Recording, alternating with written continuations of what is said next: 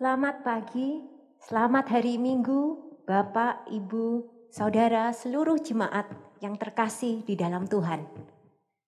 Selama bulan September, kita akan merayakan bulan keluarga di gereja kita.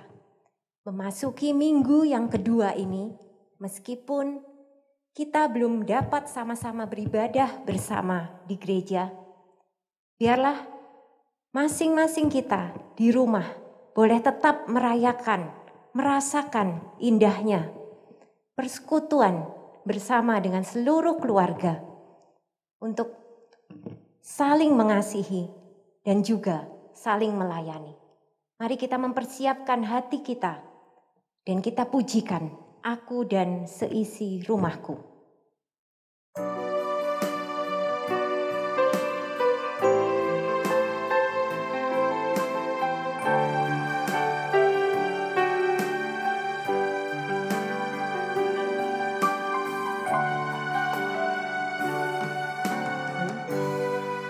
Bersatu dalam kasih, bersama melayani dan saling mengampuni. Ini doa kami, ini rindu kami. Aku dan seisi rumahku memuji dan memuliakan-Mu, penebusku, penyelamatku, penolong dalam hidupku. Aku dan seisi rumahku mengangkat tangan menandang-Mu, bersatu hati mengasihi-Mu, melayani Tuhan seumur hidupku.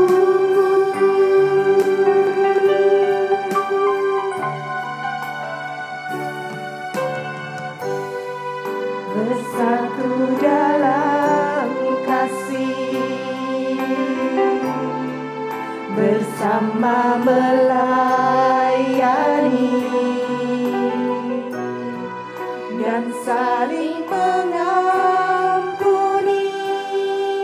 Ini doa kami, ini rindu kami. Aku dan seisi rumahku memuji dan memuliakan-Mu, penebusku, penyelamatku, penolong dalam hidupku.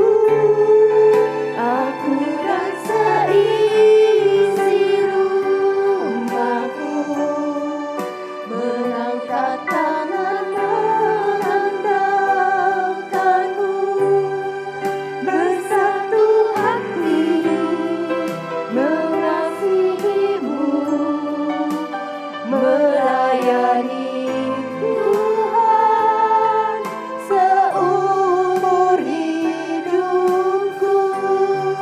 Melayani Tuhan, melayani Tuhan,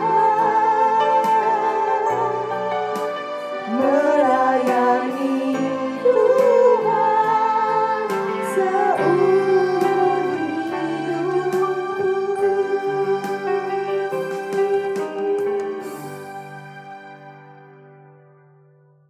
Mari kita berdoa. Ya Bapa Surgawi, Bapa Engkau yang bertahta di dalam kerajaan yang mulia. Bapa, kami pagi ini boleh berkumpul bersatu hati di dalam Tuhan untuk memuliakan nama Tuhan, belajar akan firman Tuhan, dan mengandalkan Engkau di seluruh kehidupan kami. Tuhan, kami mau serahkan jam ibadah ini ke dalam tangan-Mu. Biarlah Tuhan yang berkuasa untuk hidup kami, pikiran kami, hati kami. Kami berdoa untuk hamba-Mu yang menyampaikan firman-Mu, Ibu Naning, untuk pelayan-pelayan-Mu, anak-anak-Mu di tempat ini, yang memberikan hati dan hidup mereka untuk melayani Tuhan.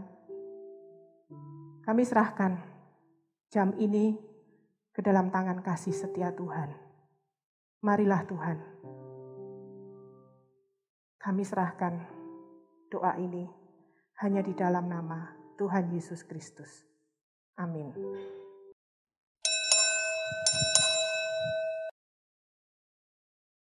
Jemaat diundang berdiri, kita memasuki ibadah pagi ini dengan nyanyian Tuhan Allah Namamu yang diambil dari KC 5, 1, dan 7.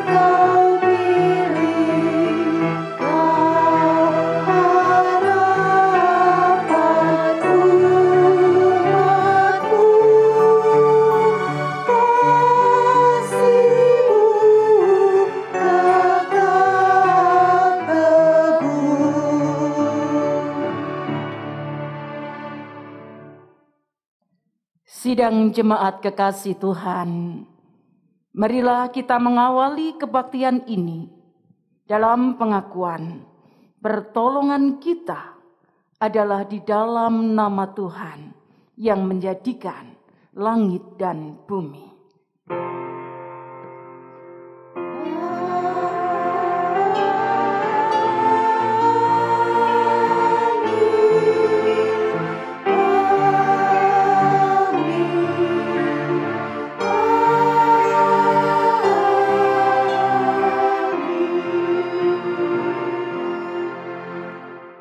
Kasih karunia dan damai sejahtera dari Allah Bapa kita dan dari Tuhan Yesus Kristus menyertai saudara sekalian. Dan menyertai saudara juga. Silakan duduk. Bapak, Ibu, dan saudara-saudari kekasih Tuhan, kita bersyukur kalau di hari ini kita masih diperkenankan untuk beribadah di hadapan Tuhan, walaupun masih secara online. Marilah kita rayakan ibadah kita di bulan keluarga ini. Kita akan merenungkan tema dapatkah komunitas terbagi-bagi. Mari kita mengingat 1 Korintus 12 ayat 27. Kamu semua adalah tubuh Kristus, dan kamu masing-masing adalah anggotanya.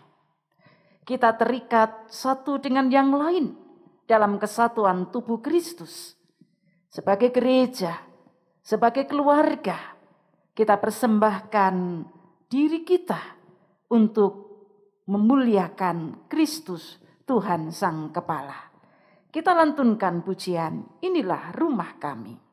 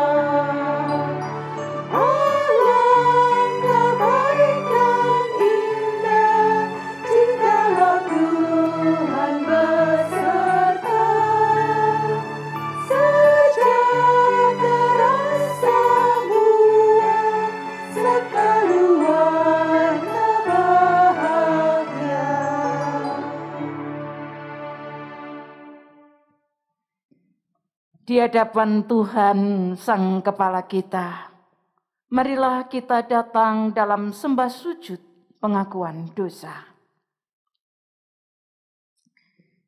Ketika kami melantunkan pujian, inilah rumah kami, rumah yang damai dan senang. Bapa, kami percaya bahwa Engkau selalu hadir dalam rumah kami. Rumah kecil kami sebagai keluarga, maupun rumah besar kami sebagai gereja. Ampuni kami, kalau seringkali kami kurang menyadari kehadiran Tuhan. Kami kurang menghargai Tuhan yang memimpin kami. Sebagai keluarga, masing-masing kami sebagai orang tua, sebagai suami, sebagai istri, sebagai anak-anak, berulang kali kami hanya berpikir menurut pandangan kami sendiri. Hingga kami merasa pendapat kami, pandangan kami itu yang paling benar. Ampuni kami Tuhan, kalau kami kurang menghargai kekasih-kekasih kami di tengah keluarga. Ampuni kami sebagai gereja-Mu ketika kami mengaku Engkau sebagai kepala gereja. Tetapi seringkali kami menjadi kepala atas diri kami sendiri. Kami tidak berpikir dalam pikiran Kristus, tetapi kami lebih digerakkan oleh kepentingan dan keegoisan kami. Ampuni kami Tuhan. Dalam segala kelemahan dan keterbatasan kami mohon belas kasihan Tuhan. Kami sadar kami tidak layak berada di dekat Tuhan bila Tuhan tidak melayakkan kami. Layakkan kami ya Bapa. Sucikan dan kuduskan kami, basuhlah kami dengan darah suci Kristus, Tuhan dan Juru Selamat kami. Amin.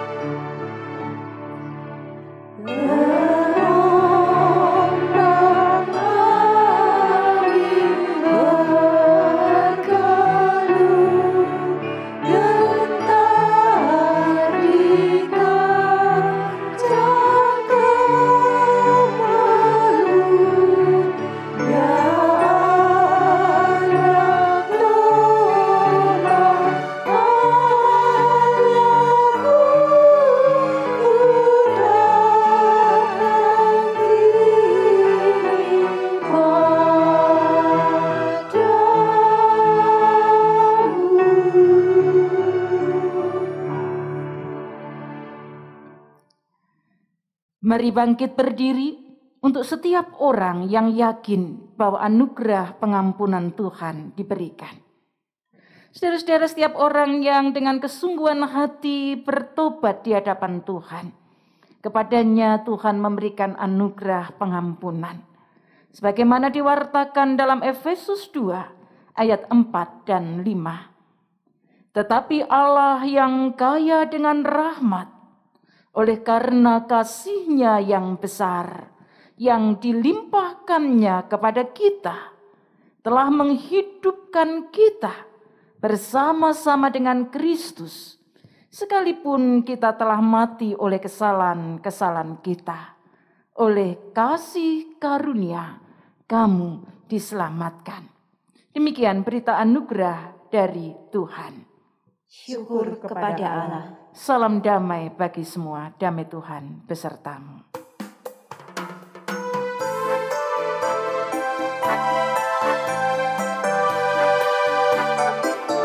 Bersukacitalah selalu, tunjukkan wajah gembiramu.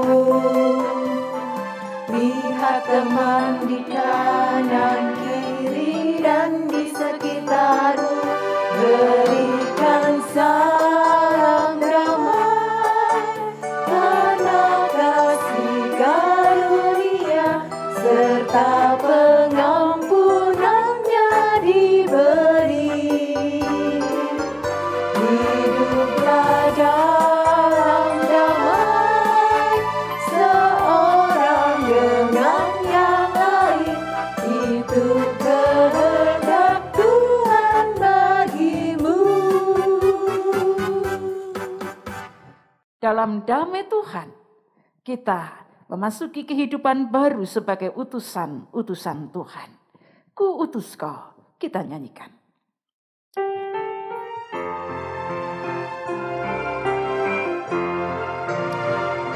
Ku utus kau, tinggalkan ambisimu, padamkanlah segala nafsumu, namun berbahayalah dengan sesama. Ku utus kau, bersatulah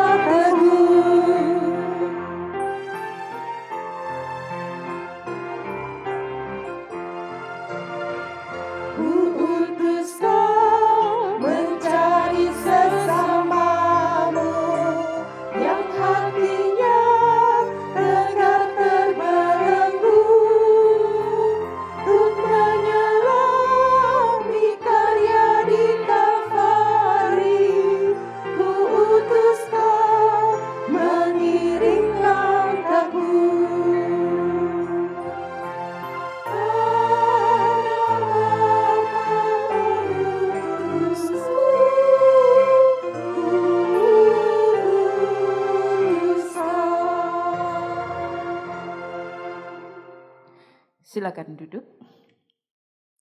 Kita persiapkan hati untuk membaca dan merenungkan firman Tuhan. Mari kita berdoa. Dalam kerinduan kami sebagai keluarga dan gereja yang siap diutus oleh Tuhan, kami sungguh membutuhkan firman Tuhan. Saat ini berfirmanlah kepada kami ya Bapa. Kiranya Roh Kudus memberi kami hikmat dan inspirasi, agar kami memahami apa yang akan kami baca dan renungkan dari kitab suci. Engkau menolong kami semua, membuka hati dan pikiran kami. Kami menyambut firman Tuhan dalam pimpinan Tuhan kami, Yesus Kristus. Amin. Bapak, Ibu, dan saudara-saudara yang dikasihi Tuhan, kita akan membaca 1 Korintus pasal 1 ayat 10 sampai dengan 17. Tetapi aku menasihatkan kamu, saudara-saudara, demi nama Tuhan kita Yesus Kristus, supaya kamu seia sekata dan jangan ada perpecahan di antara kamu. Tetapi sebaliknya supaya kamu erat bersatu dan sehati sepikir. Sebab saudara-saudaraku, aku telah diberitahukan oleh orang-orang dari keluarga Chloe tentang kamu, bahwa ada perselisihan di antara kamu. Yang aku maksudkan ialah bahwa kamu masing-masing berkata, aku dari golongan Paulus, atau aku dari golongan Apolos, atau aku dari golongan Kefas, atau aku dari golongan Kristus. Adakah Kristus terbagi-bagi? Adakah Paulus disalibkan karena kamu? Atau adakah kamu dibaptis dalam nama Paulus? Aku mengucap syukur bahwa tidak ada seorang pun juga di antara kamu yang aku baptis selain Krispus dan Gaius. Sehingga tidak ada orang yang dapat mengatakan bahwa kamu dibaptis dalam namaku. Juga keluarga Stefanus aku yang membaptisnya. Kecuali mereka, aku tidak tahu. Entahkah ada lagi orang yang aku baptis. Sebab Kristus mengutus aku bukan untuk membaptis, tetapi untuk memberitakan Injil. Dan itu pun bukan dengan hikmat perkataan, supaya salib Kristus jangan menjadi sia-sia.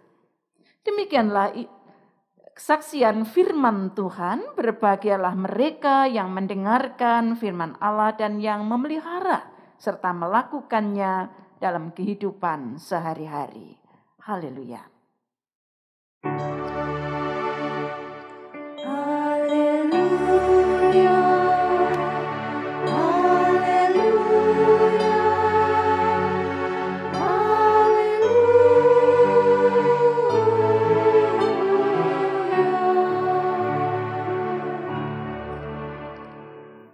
Bapak, Ibu, dan saudara-saudara yang dikasihi Tuhan Yesus Kristus, saya yakin kita tahu ungkapan yang mengatakan bersatu kita teguh, bercerai kita runtuh. Sejak kecil, paling tidak sejak saya masuk sekolah dasar, diajarkan oleh Bapak Ibu guru filosofi ini.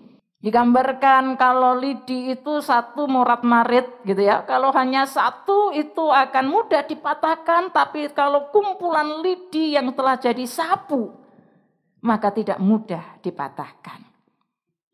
Ungkapan ini ungkapan yang begitu menyatu dalam kehidupan kita sehari-hari. Kita tahu bahwa kita kuat karena kita bersatu. Sebagai bangsa Indonesia berulang kali kita diingatkan bahwa bangsa kita bisa merdeka karena kita bersatu. Bapak, Ibu, dan saudara-saudara, sekalipun demikian, kalaupun orang tahu bahwa kita akan menjadi komunitas yang kuat, menjadi bangsa yang kuat, menjadi keluarga yang kuat, menjadi gereja yang kuat kalau kita bersatu. Tapi masih adakah perpecahan di sekitar kita? Di masyarakat, di tengah keluarga, ataupun di gereja. Saudara, di masa pandemi ini, kita tahu bahwa kita semua diminta untuk menjaga jarak.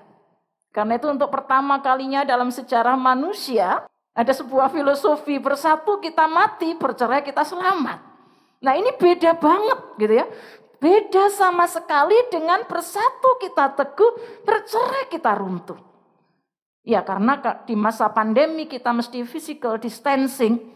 Kalau kita deket-deket maka terjadi penularan dan kemudian kita bisa mati bareng-bareng. Tetapi suasana atau kehidupan yang membangun kebiasaan baru di masa pandemi ini, ketika orang terbiasa berjauhan, ketika orang terbiasa tidak berjumpa orang lain, orang hanya hidup dengan kehidupannya sendiri. Saudara, ini kalau terlalu lama juga berbahaya. Orang akan berada dalam keterpisahan satu dengan yang lain. 6 bulan lebih ya kita sudah berada di masa pandemi. Ada berita yang menarik yang ditulis oleh beberapa media. Di masa pandemi, perceraian, perpecahan keluarga itu terjadi juga. Bahkan beberapa media menulis pandemi corona dongkrak angka perceraian. Pandemi COVID-19 meningkatkan atau menambah angka perceraian di Indonesia. Bapak, Ibu, dan saudara-saudara, ini menarik. Orang di rumah terus, kok malah bercerai? Ya kalau keluarganya baik satu dengan yang lain, dekat satu dengan yang lain, senang di rumah terus dekat. Tetapi kalau sebelum pandemi, memang sudah ada masalah, ada hati yang dipisahkan oleh berbagai persoalan, pergumulan, maka saudara-saudara di rumah bersama itu menjadi bencana. Jadi perpecahan ternyata masih terjadi. Di dunia kita yang kompetitif, ketika kita berusaha, bekerja, belajar, saudara-saudara di mana-mana terjadi kompetisi. Dan kadang-kadang juga terjadi kompetisi yang melewati batas. Jadi kalau kita ditanya, kita memilih kompetisi ataukah kolaborasi, saudara, itu tidak mudah dijawab. Kompetisi itu boleh-boleh saja. Menjadi sesuatu yang wajar bila kita memperhatikan batasnya. Tetapi dalam kehidupan sehari-hari, saudara, kita juga tahu bahwa ketika seseorang konsentrasi pada kompetisi dan harus menjadi pemenang, dia bisa melakukan apapun untuk mengalahkan orang lain. Nah, kalau suami istri berkompetensi, saya harus menang dari suami saya. Saya tidak boleh kalah. Si suami mengatakan saya harus menang dari istri saya. Maka keluarga buyar. Bapak, Ibu, dan saudara-saudara, mungkin kita sering memperhatikan berita supporter sepak bola, gitu ya. Saya memperhatikan satu berita, suasana mencekam tawuran supporter bonek vs Aremania. Ini biasa. Mengapa Malang dan Surabaya tidak bisa bersatu? Kenapa supporter bola Persebaya dan Aremania ini tidak bisa bersatu? Karena saudara-saudara yang dikasihi Tuhan, masing-masing mau berkompetisi dan mau menjadi pemenang. Kalau supporternya Persebaya, bonek ini, saudara, yang nomor 1 itu ya Persebaya. Saudara-saudara, kalau itu yang terjadi, maka melihat orang lain sebagai lawan, maka kehidupan bersama sebagai bangsa tidak lagi ada dalam pikiran. Perpecahan terjadi karena kompetensi. Bagaimana dengan gereja? Apakah gereja juga ada dalam kompetisi yang melebihi batas? Ada dalam kompetisi yang tidak wajar. Saudara, di masa pandemi ini masing-masing gereja berlomba-lomba untuk menyelenggarakan ibadah online. Enggak, GKI Wiyung, GKI Resut, GKI yang lain, gereja yang lain. Kalau saudara melihat YouTube, saudara boleh ibadah, memilih ibadah di mana saja. Tidak terkecuali. Saudara-saudara akan berada dalam situasi di mana saudara-saudara akhirnya terjebak. Kalau saya tidak suka dengan ibadah GKI Wiyung, setel YouTube, gak suka, pendetanya gak suka. Saya boleh tinggalkan itu. Saya boleh pilih, cari ibadah yang lebih bagus menurut saya. Cari pengkhotbah yang lebih bagus menurut saya. Saudara, ini tentu bukan sesuatu yang baik. Tetapi itu terjadi. Mungkin perlu dilakukan survei gitu ya. Apakah anggota jemaat GKI Wiyung setia untuk mengikuti ibadah online GKI Wiyung? Ataukah cuma buka sebentar lalu berselancar ke tempat-tempat lain? Kompetisi sepertinya. Walaupun itu tidak boleh terjadi. Di satu sisi yang lain bahwa semua akses untuk mendengar firman Tuhan dibukakan. Untuk mendengar pengkhotbah terbaik dibukakan. Tapi saudara-saudara yang dikasihi Tuhan Yesus Kristus, kalau kita tidak memahaminya dengan baik, kita hanya memahaminya sebagai sebuah kesempatan yang akan membawa kita jatuh dalam sebuah kesalahan. Bapak, Ibu, dan saudara-saudara yang dikasihi Tuhan, bacaan kita hari ini berawal dari sebuah kelompok-kelompok yang berkompetisi mengagungkan pemimpin, pelayan, pengkhotbah jago mereka. Dan itu membuat perpecahan. Rasul Paulus mengatakan dalam ayat 10, tetapi aku menasihatkan kamu saudara-saudara demi nama Tuhan kita Yesus Kristus, supaya kamu seia sekata dan jangan ada perpecahan di antara kamu. Tetapi sebaliknya supaya kamu erat bersatu dan sehati sepikir. Saudara membaca kalimat itu, saudara bisa bayangkan bahwa kehidupan gereja Korintus pada waktu itu berada dalam sebuah ancaman perpecahan. Gereja yang satu tercabik-cabik oleh kepentingan golongan-golongan yang berbeda.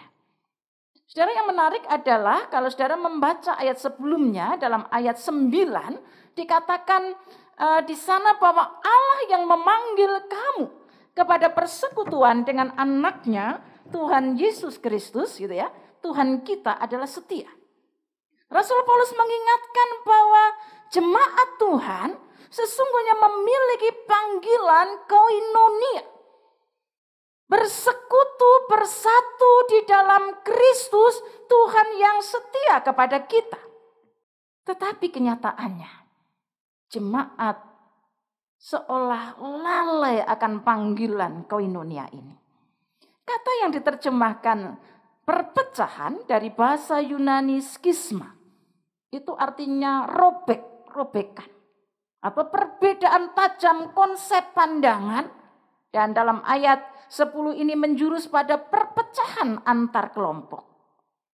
Dan Rasul Paulus menjelaskan dalam perikop yang kita baca, kenapa gereja Korintus pecah.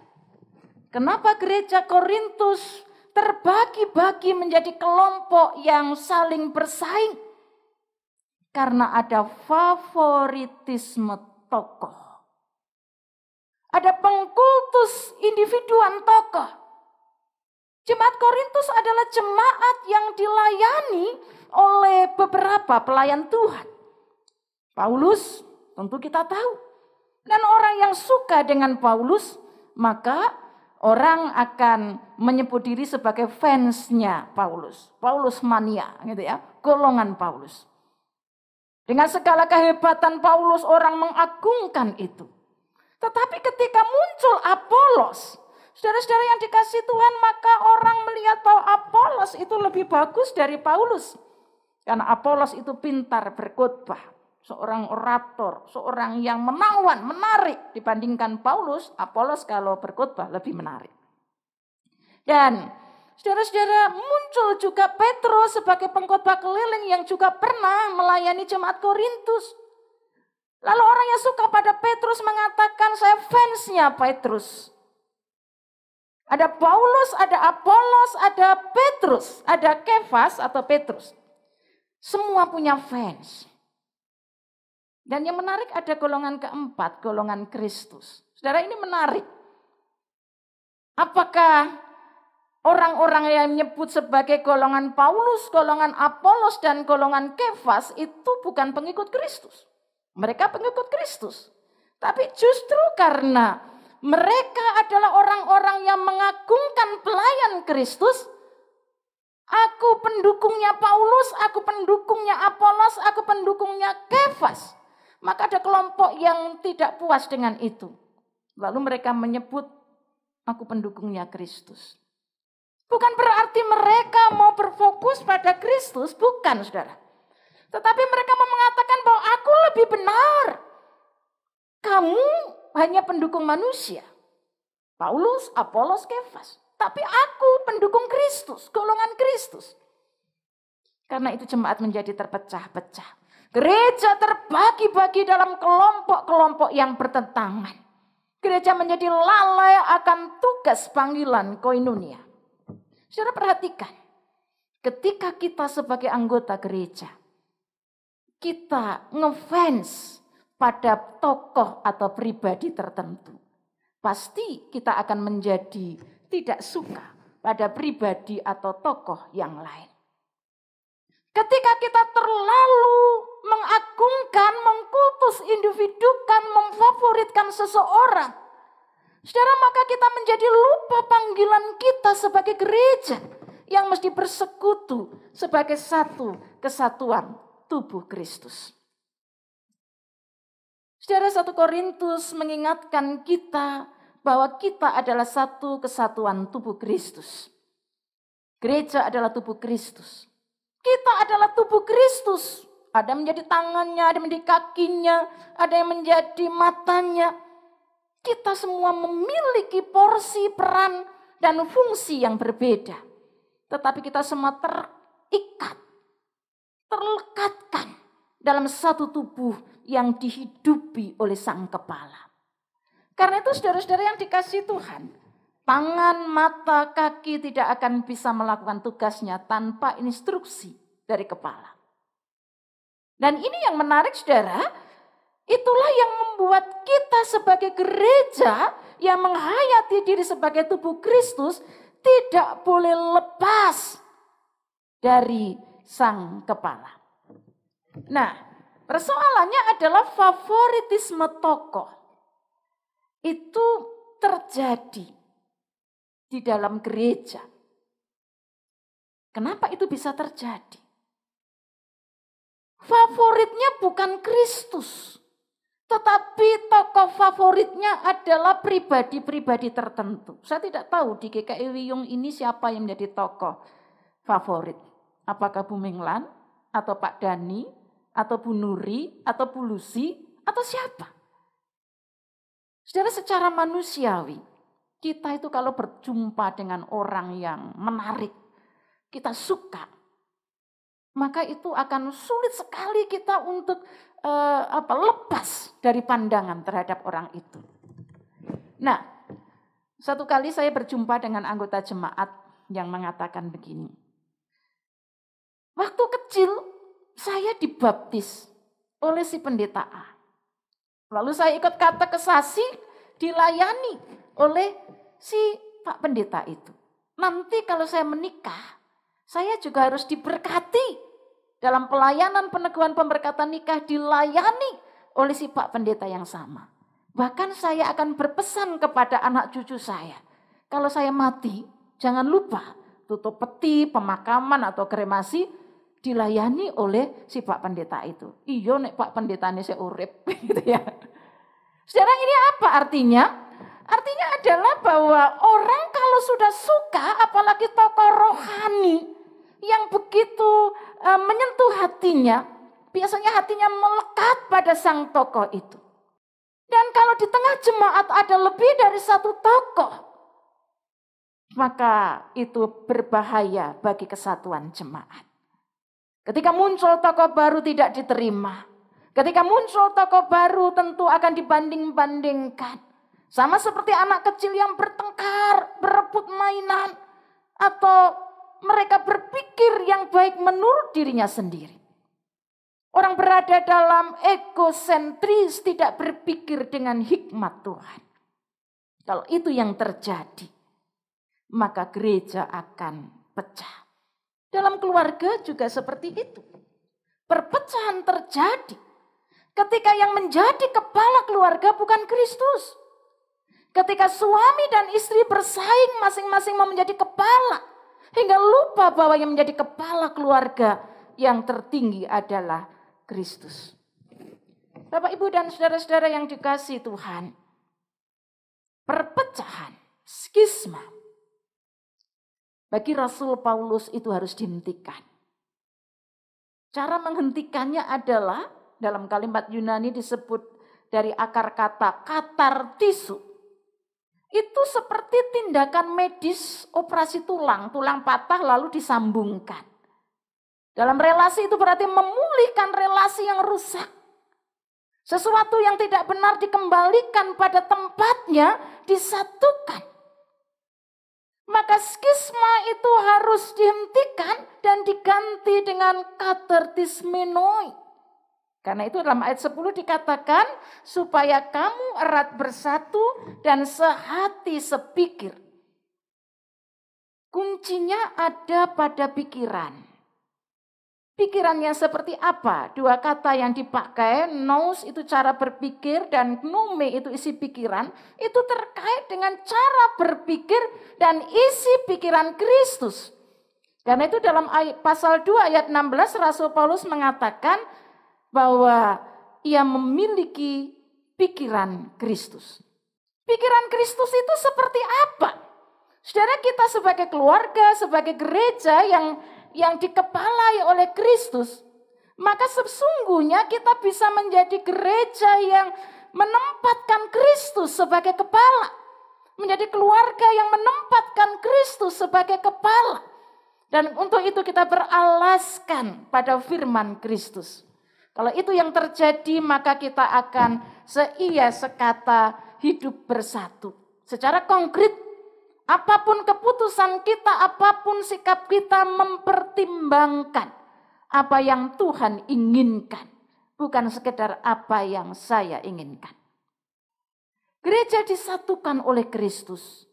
Memakai cara pikir Kristus.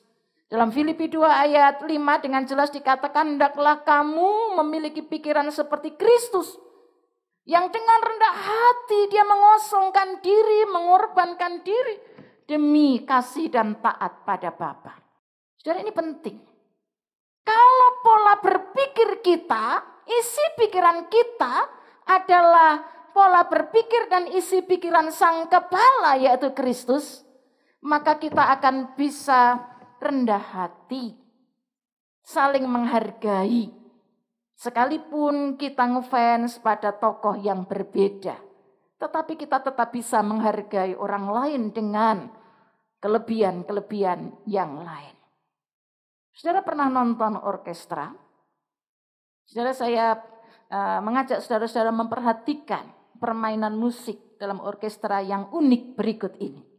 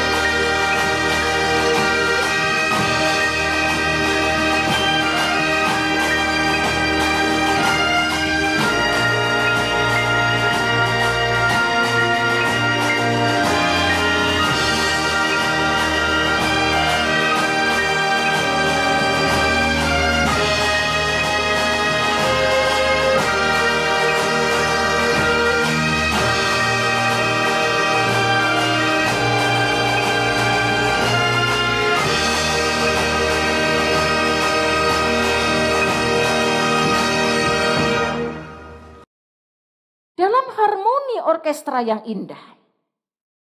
Saudara, lihatlah begitu banyak alat musik dipakai. Harmoni orkestra yang indah adalah kolaborasi. Berbagai alat musik yang membutuhkan pemainnya memainkannya dengan kerendahan hati dan saling menghargai.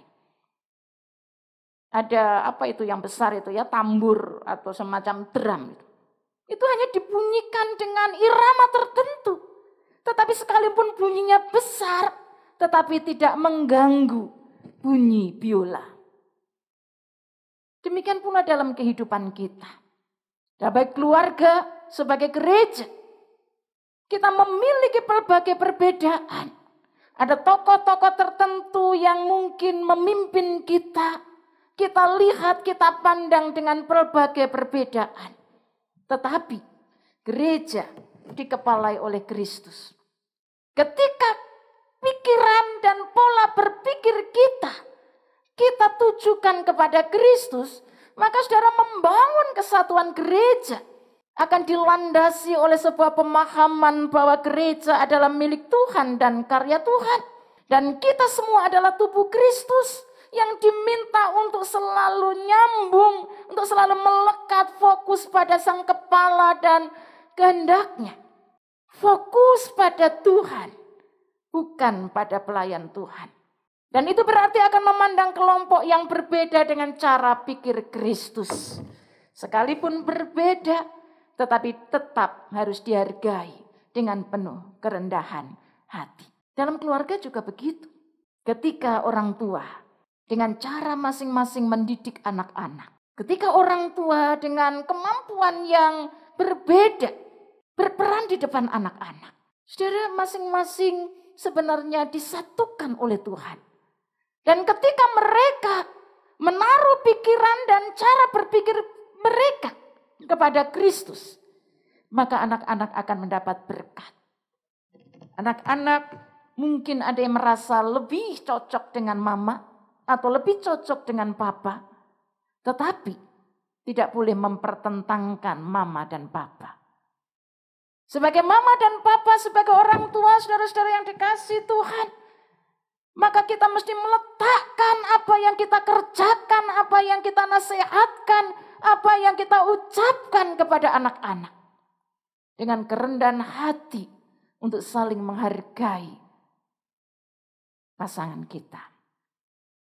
Ada suami istri yang sedang bermasalah.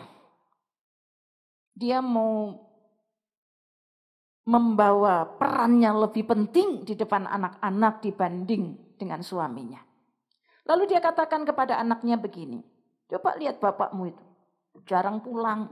Kalau pulang itu kan malam-malam, mana pernah kamu diberi perhatian? Kamu lebih sayang mana, mama atau papa? Anaknya bingung menjawab. Belum sempat dijawab si ibu mengatakan, kamu harus lebih sayang mama. Karena mama yang memasakkan kamu, mama yang mendampingi kamu belajar, mama yang mengantar kamu sekolah. Bapakmu tidak pernah urus kamu.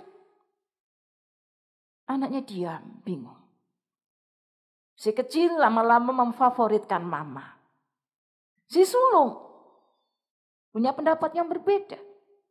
Anak laki-laki dan lebih memfavoritkan bapak.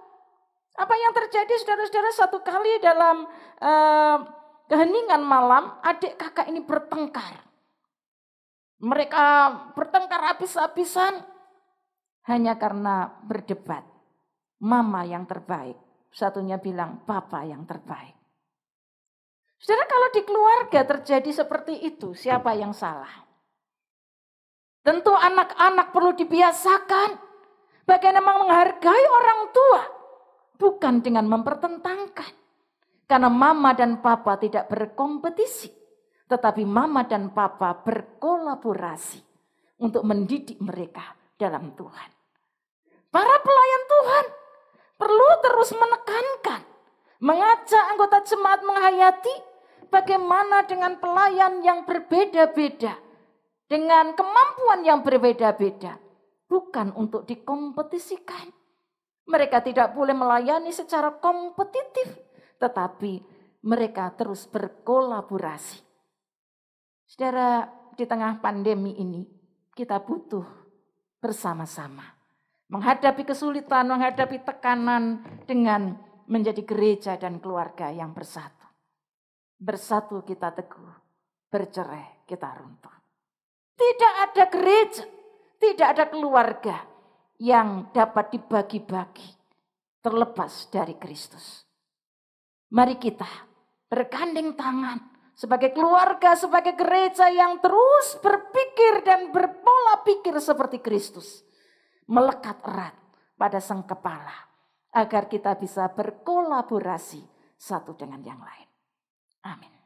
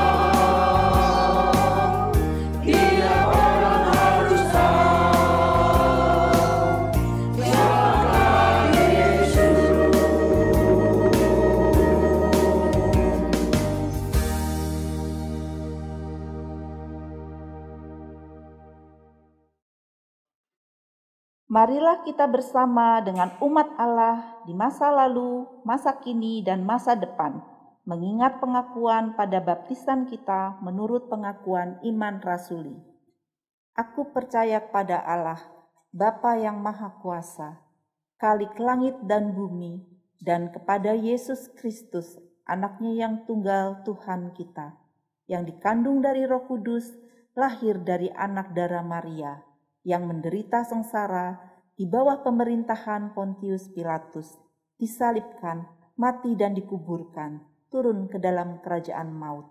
Pada hari yang ketiga, bangkit pula dari antara orang mati, naik ke surga, duduk di sebelah kanan Allah, Bapa yang Maha Kuasa.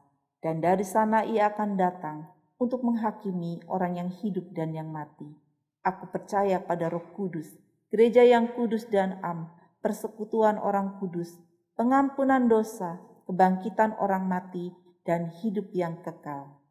Amin. Mari kita bersatu hati dalam doa syafaat. Bapa Surgawi, kami terus percaya Engkau memimpin kehidupan kami.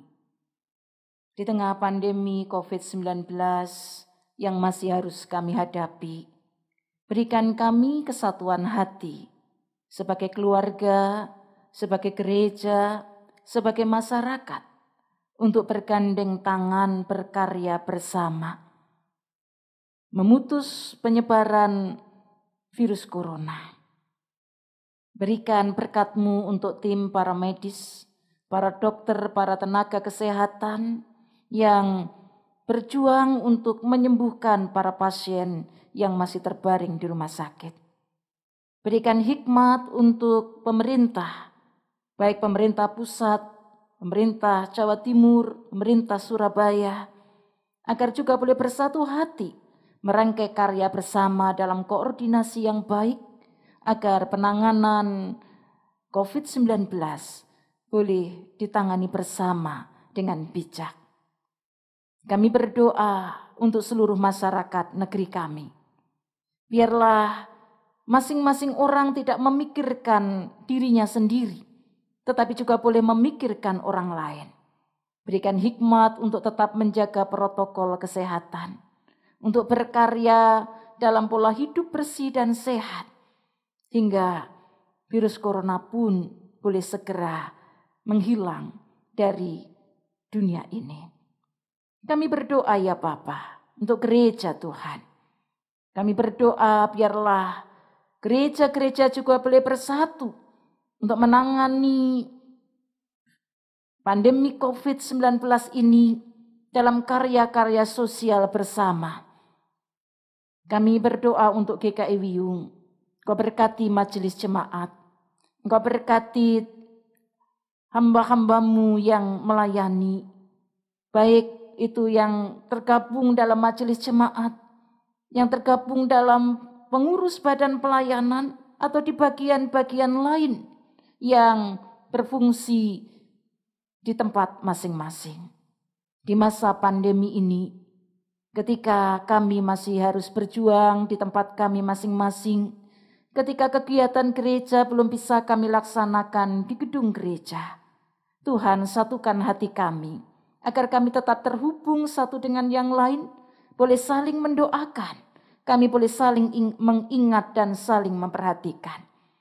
Engkau berkati umat-Mu dalam segala pergumulan hidup, mereka yang berjuang dalam krisis ekonomi, mereka yang berjuang dalam sakit dan rindu untuk disembuhkan Tuhan, mereka yang berjuang dalam kehidupan keluarga, dalam upaya memperbaiki relasi antar anggota keluarga, relasi dengan pasangan.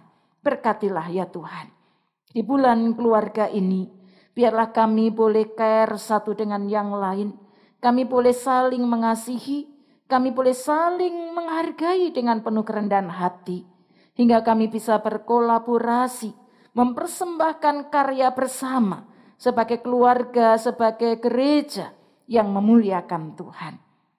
Kami berdoa ya Bapa, untuk saudara-saudara kami yang saat ini sangat membutuhkan pertolongan Tuhan, karena mereka kehilangan pekerjaan atau mengalami dampak ekonomi dari pandemi ini hingga penghasilannya berkurang. Kiranya Tuhan beri iman dan pengharapan agar mereka tidak putus asa. Tuhan bukakan jalan berkat Tuhan. Kami menyerahkan seluruh pergumulan hidup kami masing-masing. Pribadi lepas pribadi, keluarga demi keluarga. Kiranya tangan kasih Tuhan menaungi kami. Tangan kasih Tuhan menyejukkan kami agar kasih sayang Tuhan yang selalu Tuhan alirkan di tengah hati kami, di tengah keluarga kami, dan di tengah gereja kami. Juga boleh mengalir bagi masyarakat sekitar kami. Inilah doa kami ya Bapa. Kami panjatkan di dalam Kristus, Tuhan yang sudah mengajar kami berdoa Bapa kami yang akan kami nyanyikan.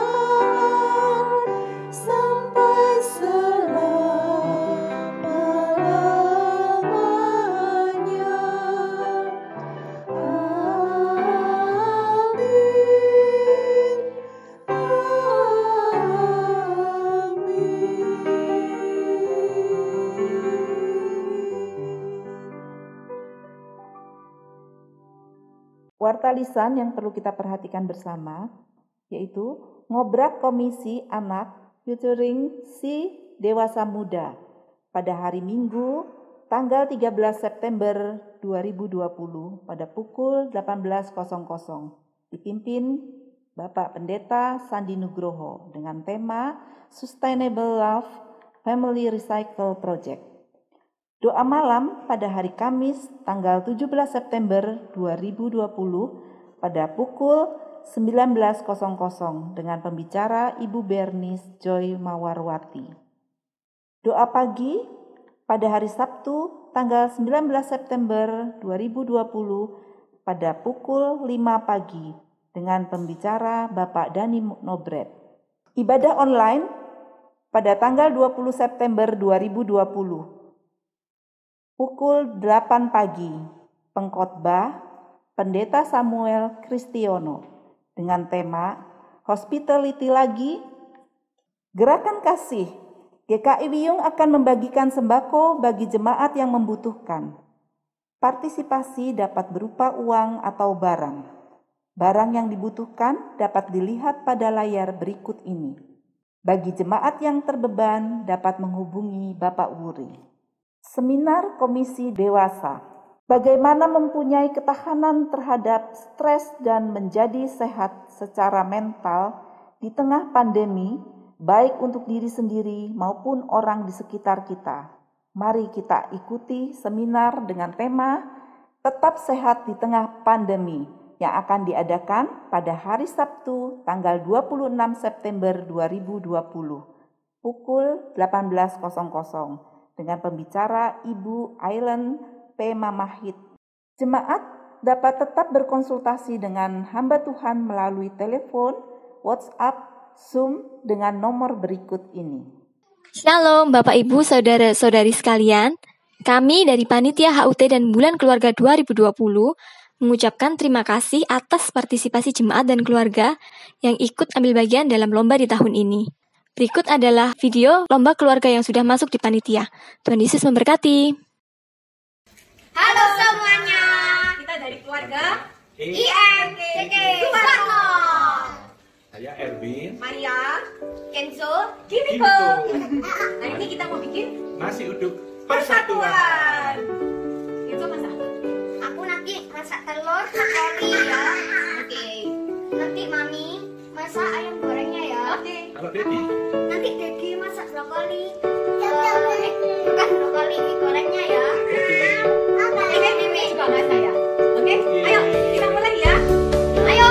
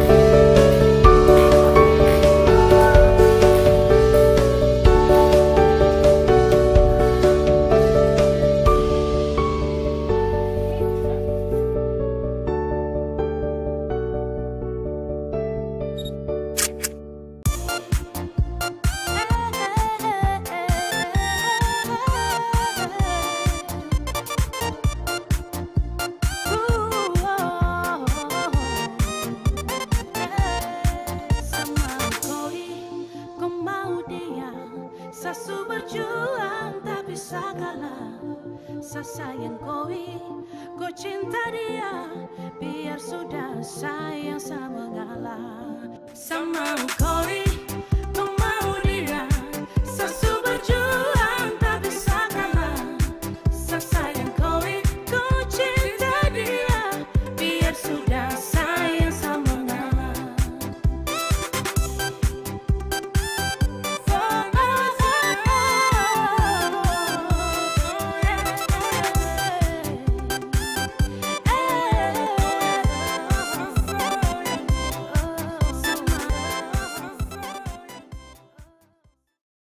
Persembahan dapat dilakukan melalui brankas gereja setiap hari kerja dari pukul 9 pagi sampai 18.00 atau transfer ke BCA dengan nomor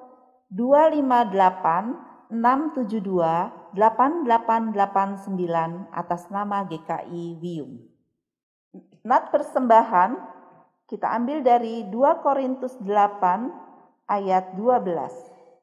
Sebab jika kamu rela untuk memberi, maka pemberianmu akan diterima. Kalau pemberianmu itu berdasarkan apa yang ada padamu, bukan berdasarkan apa yang tidak ada padamu.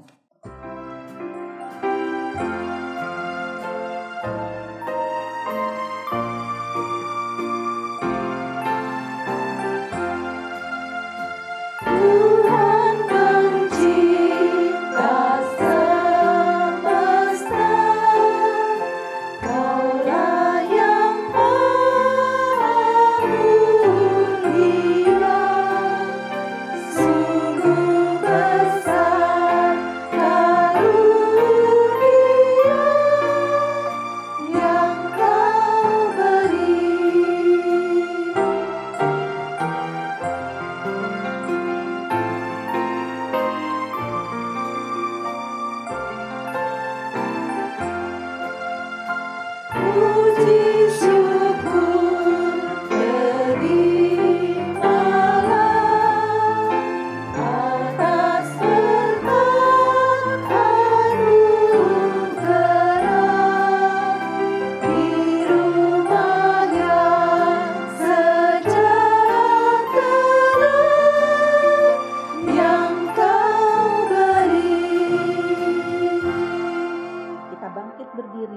bawa doa persembahan. Bapa yang bertahta dalam kerajaan surga yang mulia, Allah sumber berkat kami. Kami bersyukur Tuhan pada hari ini kami boleh diberi kesempatan kembali untuk memberi persembahan kepadamu. Semuanya ini Bapa, karena berkat kemurahan Tuhan atas hidup kami, sehingga kami dapat memberi persembahan kami. Kiranya Tuhan mau kuduskan, sucikan persembahan ini, dan biarlah Engkau pakai majelis jemaat, Engkau berikan hikmat sehingga dapat mempergunakan keuangan ini hanya untuk kemuliaan nama-Mu. Bapa, kami berdoa untuk jemaat-Mu, kiranya Tuhan terus memberkati kami semua, sehingga kami tetap ikut di dalam pemeliharaan gereja-Mu, dan juga memberkati sesama kami. Terima kasih Tuhan, dengarlah seru doa kami yang kami alaskan hanya di dalam nama Tuhan Yesus, sumber kehidupan kami. Amin. Bapak, Ibu, dan saudara-saudari yang dikasihi Tuhan, tiba saatnya kita melanjutkan kehidupan kita di tengah keluarga, dalam kehidupan bergereja dan bermasyarakat. Dalam semangat untuk bisa hidup dalam kesatuan, kita muliakan Tuhan. Dalam roh Yesus Kristus, kita nyanyikan.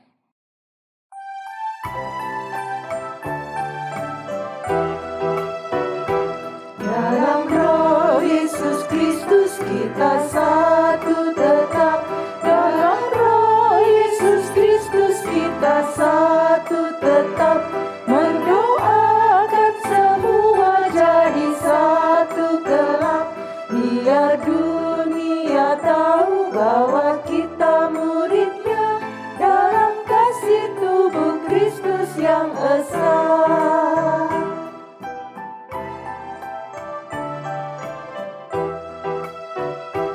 Kita bahu-membahu melayani terus. Kita bahu-membahu melayani terus. Kita saling membela dalam kasih kudus. Biar dunia tahu bahwa kita muridnya dalam kasih tubuh Kristus yang esa. Sidang jemaat kekasih Tuhan, kini arahkanlah hatimu kepada Tuhan. Kami mengarahkan hati kami kepada Tuhan. Jadilah saksi Kristus. Syukur kepada Allah, Terpujilah Tuhan. kini dan selamanya. Terimalah berkat Tuhan. Tuhan memberkati engkau dan melindungi engkau. Tuhan menyinari engkau dengan wajah-Nya dan memberi engkau kasih karunia. Tuhan menghadapkan wajah-Nya kepadamu dan memberi engkau damai sejahtera.